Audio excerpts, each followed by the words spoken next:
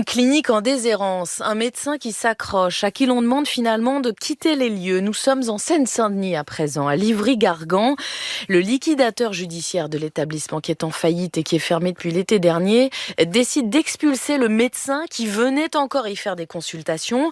Un rassemblement de soutien est prévu demain matin pour le défendre dans un département qui souffre de désertification médicale. Laurence Perron nous raconte. Le combat de ce médecin, c'est la possibilité de continuer à bénéficier des installations médicales de la clinique pour prendre en charge les urgences, les soins non programmés. Les soins non programmés sont officiellement une priorité absolue du ministère de la Santé dans un contexte de pénurie de médecins et dans un département qui est aujourd'hui le plus pauvre de France métropolitaine. Le docteur Franck Atlan. En psychologie, on appelle ça une injonction paradoxale. Il faut sauver le soin, il faut sauver la médecine.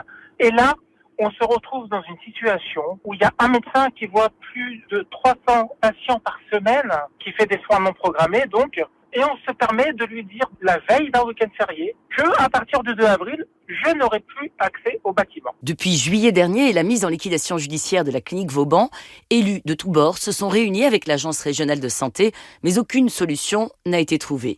Le député LFI de la circonscription, Jérôme Legavre, dénonce un manque de volonté politique. Il ne fera pas croire que l'État, s'il le décide, n'a pas les moyens de régler la situation et d'offrir à tout le monde une porte de sortie par le haut, dont la population, encore une fois, a besoin.